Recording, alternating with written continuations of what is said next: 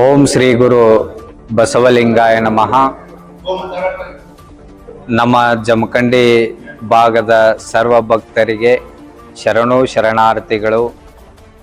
ಈ ಮೂಲಕ ತಮ್ಮೆಲ್ಲರಿಗೂ ಸಹಿತ ವಿಶೇಷವಾಗಿ ಓಲೆ ಮಠದ ವತಿಯಿಂದ ತಮ್ಮೆಲ್ಲರಿಗೆ ಜಾತ್ರೆಯ ಆಮಂತ್ರಣವನ್ನು ಕೊಡ್ತಾ ಇದ್ದೇನೆ.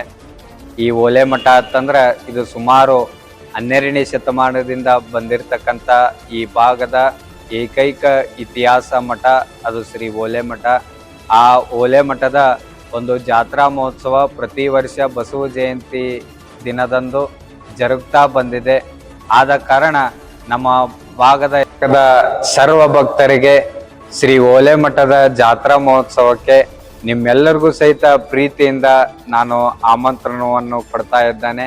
ಆದ ಕಾರಣ ಸರ್ವ ಭಕ್ತರು 15ನೇ ತಾರೀಕಿನಿಂದ 19ನೇ ತಾರೀಕಿನವರೆಗೆ ವಿಶೇಷವಾದ ಚಿಂತನಾಗೋಷ್ಠಿ, ಮಹಾತ್ಮರಿಂದ ಆಶೀರ್ವಚನ ಜರುಗುತ್ತದೆ. 20ನೇ ತಾರೀಕು ಬೆಳಗಿನ ಜಾವ ಎಲ್ಲ ತಾಯಂದರ ತಲೆಯ ಮೇಲೆ ಸುಮಾರು 10,000 ಜನ ತಾಯಂದರ ಮೇಲೆ ವೃಕ್ಷವನ್ನು ಇಟ್ಟು ವಚನ ವೃಕ್ಷೋತ್ಸವ ಅನ್ನುವಂಥ ಕಾರ್ಯಕ್ರಮವನ್ನು ಮಾಡ್ತಾ ಇದ್ದೇವೆ. ಪರಿಸರ ಜಾಗೃತಿಯನ್ನ ಎಲ್ಲ ಜನರಲ್ಲಿ ಮೂಡಿಸ್ಬೇಕನ್ನುವಂಥ ಒಂದು ವಿಶೇಷವನ್ನು, ಪರಿಸರದ ಮೇಲೆ ಕಾಳಜಿಯನ್ನಿಟ್ಟು ವಚನ ವೃಕ್ಷೋತ್ಸವ ಕಾರ್ಯಕ್ರಮವನ್ನು ಮಾಡ್ತಾ ಇದ್ದೇವೆ. ಆ ಕಾರ್ಯಕ್ರಮಕ್ಕೂ ಸರ್ವ ತಾಯಂದಿರು ತಾವೆಲ್ಲರೂ ಬರಬೇಕು. ಅಲ್ಲಿ ವೃಕ್ಷಗಳು ಅಲ್ಲೇ ಬಸವೇಶ್ವರ ಸರ್ಕಲ್ದಲ್ಲಿ ವ್ಯವಸ್ಥೆ ಮಾಡ್ತದೆ.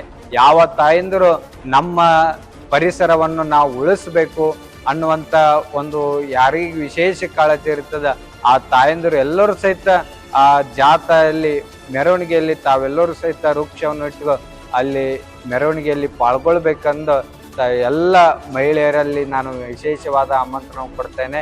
20ನೇ ತಾರೀಕು ಮೆರವಣಿಗೆ ಇರ್ತದೆ ಬೆಳಗ್ಗೆ 8 ಗಂಟೆಯಿಂದ ಮತ್ತು ಸಾಯಂಕಾಲ 5 ಗಂಟೆಗೆ ರಥೋತ್ಸವ ಜರುಗುತ್ತದೆ.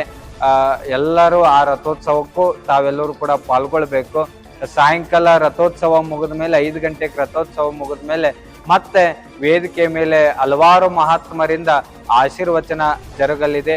ಈ ಎಲ್ಲ ಕಾರ್ಯಕ್ರಮಕ್ಕೆ 15ರಿಂದ 20ನೇ ತಾರೀಕರಂದು ನಡೆಯುವಂತ ಈ ಜಾತ್ರಾ ಮಹೋತ್ಸವಕ್ಕೆ ಎಲ್ಲ ಭಕ್ತರು, ಸರ್ವ ಸಮಾಜದ ಭಕ್ತರು, ಸರ್ವ ಊರಿನ ಭಕ್ತರು ನೀವೆಲ್ಲರೂ ಕೂಡ ನಿಮ್ಮ ಮಠ, ನಿಮ್ಮ ಪೂಜ್ಯರು ಅನ್ನುವಂಥ ಒಂದು ಅಭಿಮಾನವನ್ನು ಇಟ್ಕೊಂಡು ತಾವೆಲ್ಲರೂ ಸಹಿತ ಈ ಕಾರ್ಯಕ್ರಮಕ್ಕೆ ಬಂದು ಶೋಭೆಯನ್ನು ತರಬೇಕು. ಎಲ್ಲರಿಗೂ ನಿರಂತರ ಅನ್ನದಾಸೋಹ ವ್ಯವಸ್ಥೆ ಇರ್ತದೆ. ಅದಕ್ಕೆಲ್ಲ ಕಾರ್ಯಕ್ರಮಕ್ಕೂ ತಾವೆಲ್ಲರೂ ಕೂಡ ಬರಬೇಕು ಅನ್ನುವಂಥ 15ನೇ ತಾರೀಕು ಈ ಕಾರ್ಯಕ್ರಮ ಉದ್ಘಾಟನೆಗೊಳ್ಳಲಿದೆ.